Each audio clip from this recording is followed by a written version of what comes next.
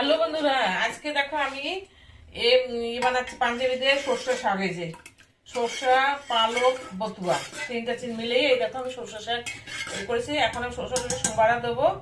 এই দেখো কাঁটা দিয়ে না আগে প্রেসারে সিদ্ধ করে নিয়েছি, করে এই যে কাঁটা দিয়ে এরকম একটু ডাল যেরকম ঘুটে এরকম একটু ঘুটে নিয়েছি। এই দেখো এই যে একটু ঘুটে নিলাম। এই যে হ্যাঁ, এখন আমি এর মধ্যে ফোড়ন দেবো। এই দেখো ফোড়ন দেবো আমি এর মধ্যে দুটো শুকনো লঙ্কা, আর দিয়েছি একটুখানি মেথি। এর মধ্যে পেঁয়াজ পড়বে না, এই যে একটু মেথি দিলাম। হ্যাঁ,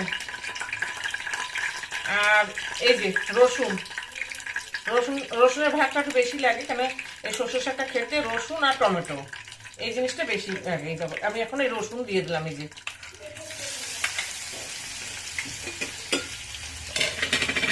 এই যে রসুন দিয়ে আমি এখন নাড়াচাড়া করছি। এরপর আমি টমেটো দেবো।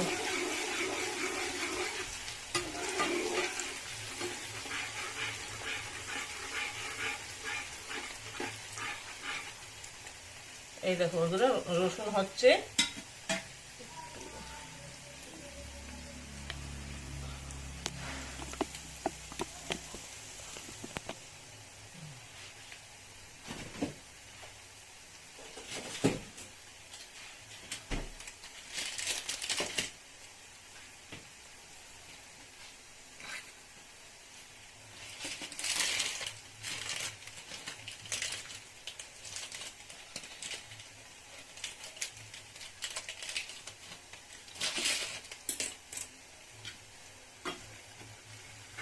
এই যে রসুনটা যখন ভাজা ভাজা হয়ে আসবে তখন আমি দিয়ে দেবো টমেটো দেবো। আমি রসুনটা একটু লাল লাল হয়ে যাক, তারপরে আমি টমেটোটা দেবো।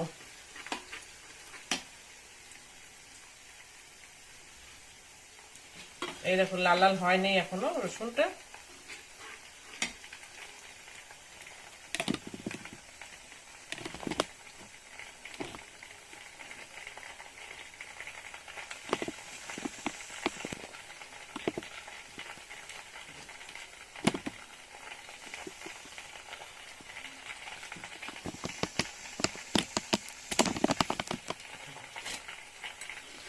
এই যে রসুনটা এখন লাল লাল হয়ে গেছে। এই দেখো আমি টমেটোটা না আগে একটু গলিয়ে রেখেছিলাম।